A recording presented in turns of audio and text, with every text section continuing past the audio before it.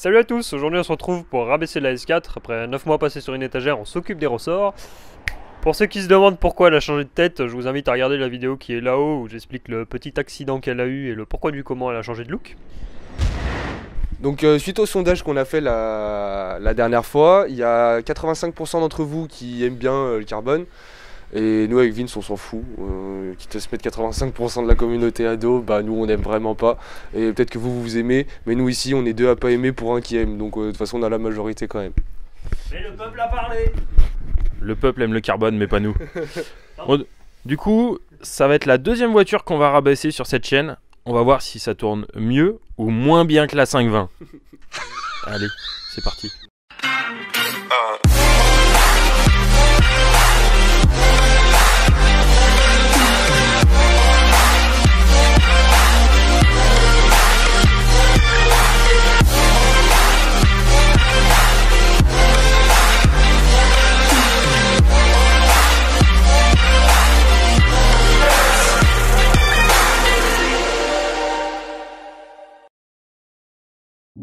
Avant de mettre la voiture sur les chandelles, on commence par mesurer la hauteur à laquelle elle se trouve. On part du sol et notre point de repère sera le haut du passage de roue. Alors, pour mesurer la hauteur, toujours se munir d'un outil ultra précis de précision, un bon maître de maçon.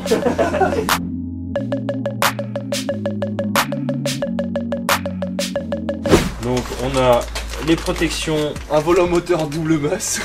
la bimasse. C'est On pas a grave, c'est pareil. les protections en caoutchouc pour les ressorts. On s'en fout.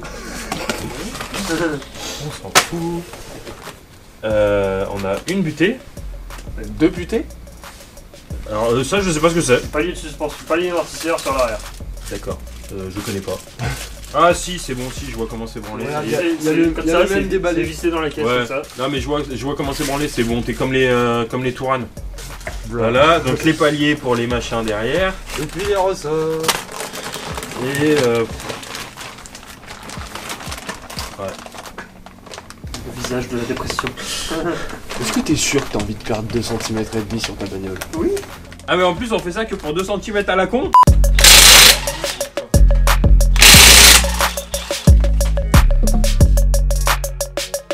Après quelques minutes d'analyse, on a notre plan d'attaque et on peut commencer le démontage.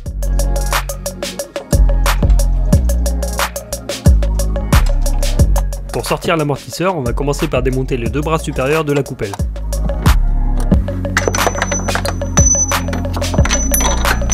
On a un second mauvaise. On enchaîne ensuite avec la chape de l'amortisseur, la barre stab et le bras inférieur. Hop là.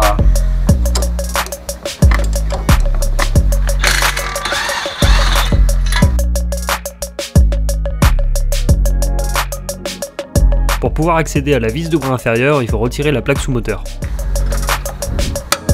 Voilà. Pour ne pas laisser pendre le demi-train par le cardan et le dernier bras restant, on va le sangler à la barre anti-rapprochement avant de dévisser la coupelle.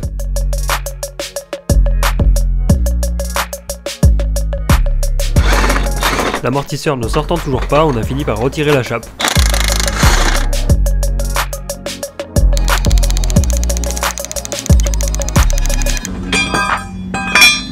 Et voilà. C'est démonté chef. J'ai jamais vu une coupelle aussi grosse que ça. Non mais sans déconner. Sérieusement. Starfou là.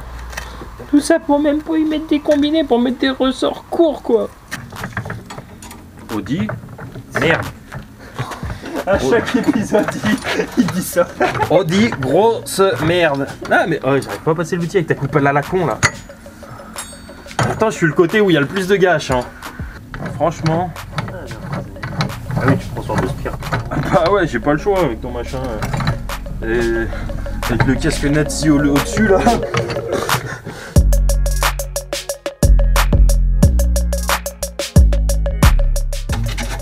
Juste ce qu'il faut. Ça bat les couilles, de toute façon on en met des plus courts. Oh là là. J'ai eu peur gros. C'est des taux qui a lâché. Non. C'est parce que c'est de la merde, on l'a pas assez dit. C'est parce que ton montage il est trop lourd. Il fait pencher mon étau. J'espère que t'es fier de toi. Si tu savais. Par contre, il va falloir faire gaffe, à un moment, l'amorto à 1000 balles, il va tomber. Hein. Ah. On va tout prendre par les dents. Tiens, si ça part la langue, c'est moi qui me. Moi je m'éloigne. Et là tu te prends une secoupe volante de 40 kg sur la gueule. Un petit coup de nettoyage sur l'amortisseur et on peut passer à l'assemblage des nouvelles pièces.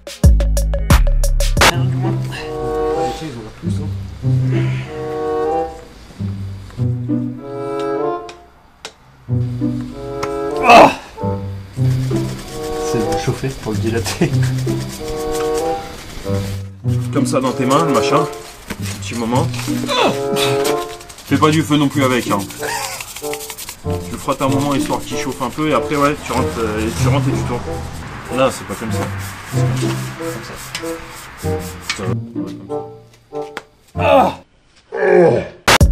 Une fois les nouvelles pièces préparées, on peut compresser le ressort court et assembler l'amortisseur.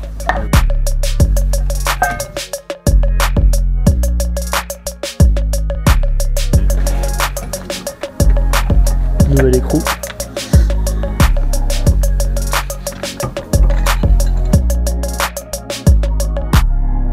Les spires du ressort court étant plus rapprochées, on a dû démonter le compresse-ressort pour arriver à récupérer l'amortisseur une fois serré.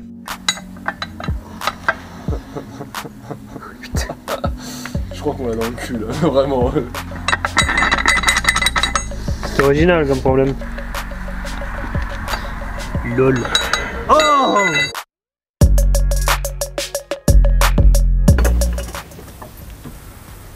Et moi j'attends. Alors du coup on part sur le redémontage de cet amortisseur là parce qu'on s'est fait avoir pour un truc, c'est-à-dire que le ressort 0.34, la spire s'arrête un quart de tour avant. Donc du coup l'amortisseur n'est pas bien orienté. Donc du coup on le redémonte. En fait vous voyez là, si je mets les deux ressorts, si on met le bas pareil, voilà. Vous voyez que la spire elle s'arrête là et que là elle s'arrête là. Donc c'est ce qui manque au niveau de l'angle de notre amortisseur. C'est ce qui va pas. Donc du coup on va redémonter. Je sais pas si c'est assez comprimé. Du coup, on va redémonter et ce caoutchouc là on va le tourner. On va le tourner pour ce caoutchouc là on va le tourner pour avoir la bonne orientation d'amortisseur du coup.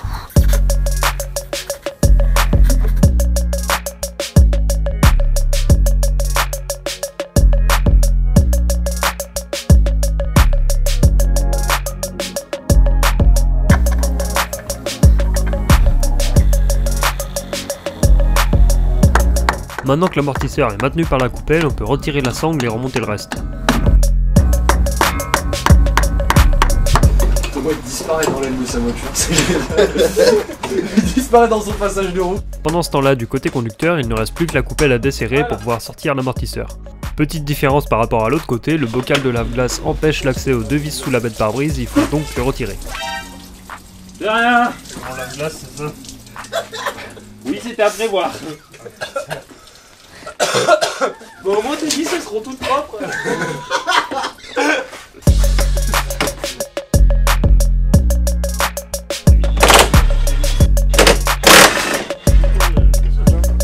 Non mais...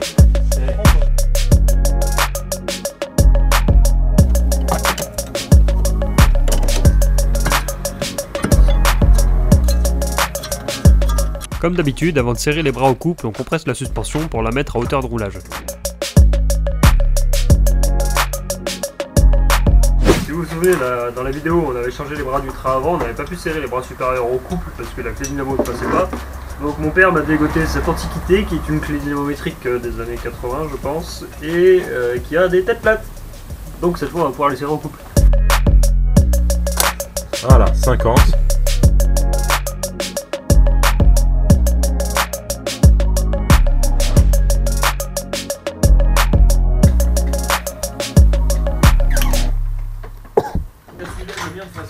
L'avant c'est fait, on passe à l'arrière. Il est genre... Un bout de plastique. Un bout de plastique. Il doit être 17h45. Un truc comme ça.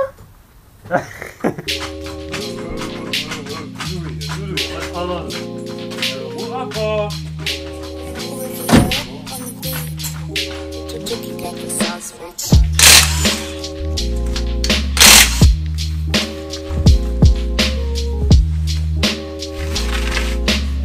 Alors Vince, qu'est-ce que t'en penses de ce montage?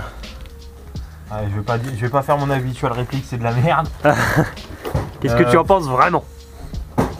Je sais pas, ça a l'air classique, je pense. On a notre amortisseur qui est là, notre ressort qui est à côté, dans une espèce de support chelou.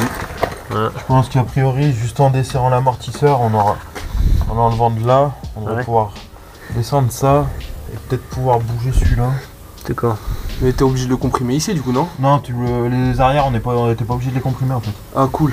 C'est une bonne nouvelle. Ouais, grave. Ah oui, non, mais ça fera gagner du temps déjà. Ouais. Non, les amortisseurs arrière, non, tu les comprimes jamais en fait. Tu mets un cri. Ouais, tu mets juste un cri dessous pour pas que. Il te saute à la gueule? Non, ça saute pas, y a pas que dalle de tension dedans, regarde. Ah ouais, putain. Non, c'est pas. Putain, j'avoue. Y a pas une grosse tension dessus. Alors, on enlève la prise. Non. Yes. Ouais, non, là j'avoue, DeWalt, remboursez-moi. Hein. Ah, bah après 1600 Newton, c'est bien le desserrage, mais bon. Ouais. Ça fait pas tout, hein. Ouais, ça l'a pris. Je m'attendais à dévisser le truc de camion, moi, mec. 4000 Newton, là.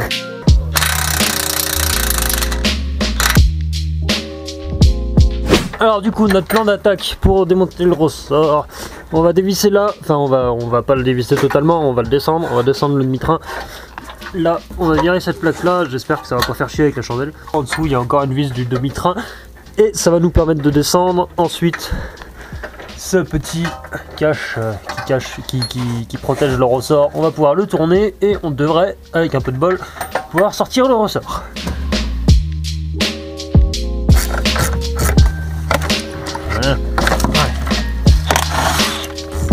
Alors on a enlevé les deux vis qui sont là, une là, si on voit pas d'autres. On va voir pour desserrer celle-là qui tient une partie du train arrière. Attends, faut pas le desserrer complet.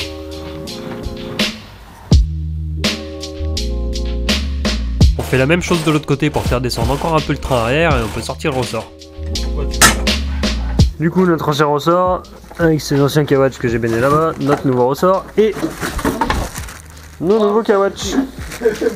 Chef, comment ça il est plus court? Il fait la même taille. Ça c'est le dessous, il y a le petit téton, ça c'est le dessus. Ça c'est le dessous, t'as le petit téton pour rentrer là-dedans. Et hop. Hop là. Voilà, tout neuf, magnifique. Avant de remettre le ressort, on a voulu démonter l'amortisseur pour remplacer le palier. On a donc retiré le passage de roue et les deux vis du palier avant de constater qu'on n'avait pas la bonne clé pour le retirer de la tige de l'amortisseur. On finit de s'occuper des ressorts et la fin de l'épisode sera consacrée au remplacement des paliers, filmé plusieurs jours après avoir acheté la clé qu'il fallait. J'ai mis en place un outil en bas pour tirer le train arrière encore plus bas. Parce que ces ressorts à la con là, ces ressorts soi-disant courts, au final ils sont presque plus longs que les autres.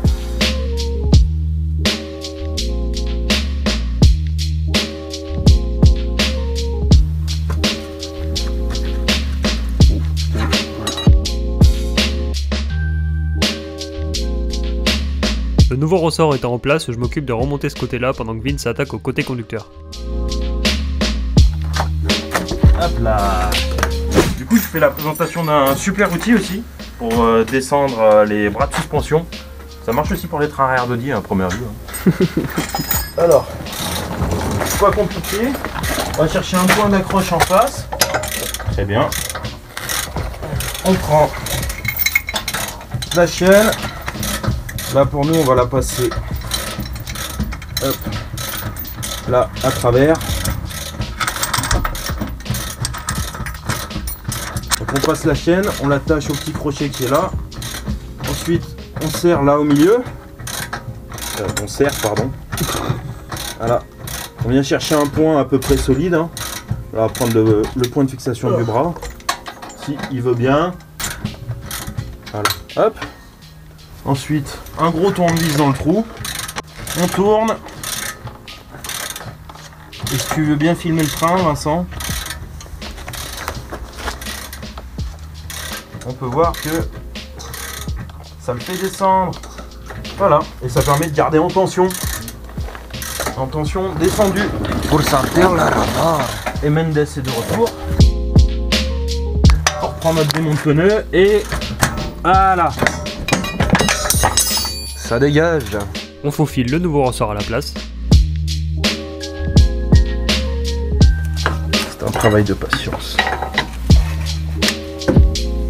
Voilà. Bah, j'ai remis le téton en bas. Maintenant qu'on a installé le nouveau ressort, on peut retirer l'outil et tout remonter. Tu veux les cailloux avec ou pas? Non.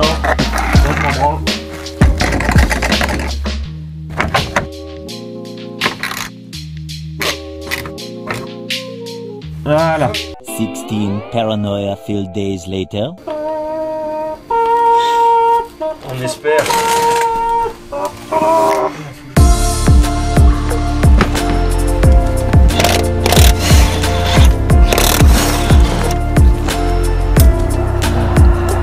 Voilà, ça me plaît.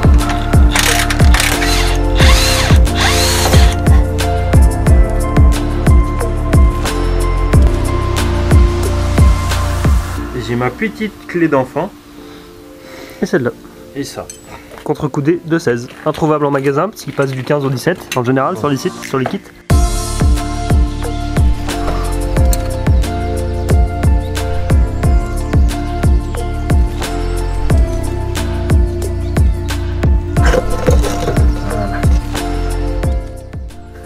Alors nouveau. Nouveau. Ah, j'ai moins mal au genou comme ça, moi, tiens. Nouveau.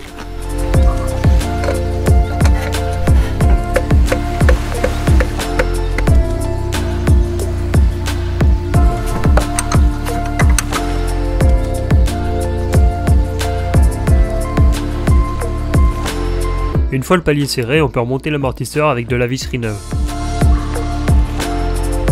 C'est vrai que la rondelle, ne pas oublier de la mettre entre l'amortisseur et le support. Là. Voilà, c'est ce qu'on a failli faire. Pénétration.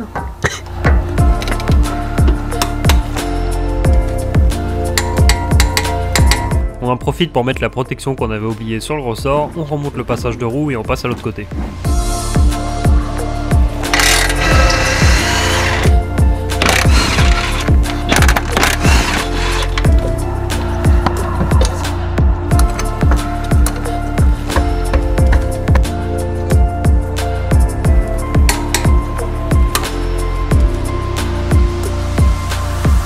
Tant qu'on est sur le train arrière, on a renforcé l'avant avec un X-Brace sur une barre anti-rapprochement, mais là du coup j'en ai aussi une pour l'arrière, donc c'est aussi du ECS tuning, mais j'ai enlevé l'autocollant comme ça c'est un peu plus discret.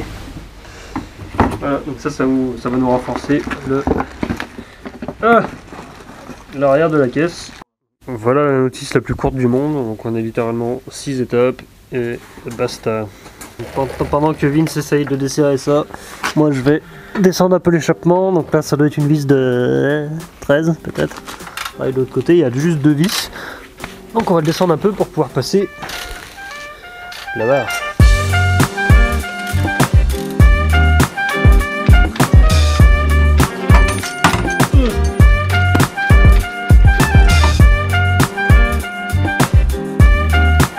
Voilà, j'ai pas mieux.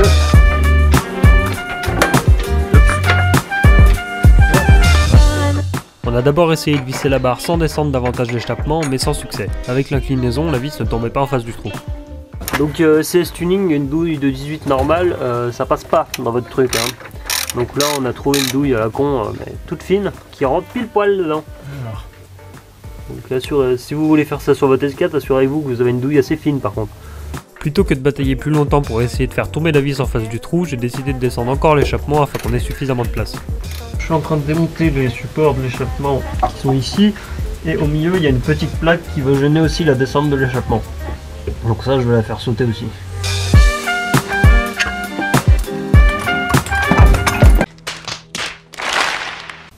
Je vais mourir tué par des échappements. Bravo. Maintenant que l'échappement est descendu, on a suffisamment de place et on peut mettre la vis bien droite. Comme pour le train avant de serrer ces vis là au cou, on compresse la suspension. Deuxième vis. Voilà, 90 et 180 degrés. Une fois les deux vis serrées, on n'a plus qu'à remonter les supports de l'échappement et on a fini pour aujourd'hui. Voilà pour nous, on rend l'antenne à notre nous du passé. Bon bah ça y est, on a fini de monter les ressorts courts. Alors pour l'instant, ça n'a exactement rien changé. Rien du tout. On est à la même hauteur. Mais ça s'est pas tassé encore, hein. Voilà. Donc on verra une fois tassé. Moi je pars sur un pronostic de au mieux 1 cm de moins. Pour moins 2,5 annoncé normalement. Voilà. On verra, on mesurera. Et du coup je vous laisse faire les pronostics dans les commentaires. Bah moi j'espère quand même qu'elle va descendre, hein, parce que sinon 0,34 Motorsport ça va pas, hein. J'espère qu'elle va descendre. Voilà, donc il n'y en a aucun des deux qui a récapitulé ce qu'on avait fait aujourd'hui. Cependant, si la vidéo vous a plu, n'hésitez pas à laisser un petit commentaire, liker, puis si c'est pas déjà fait, abonnez-vous. Salut! Peace, ciao!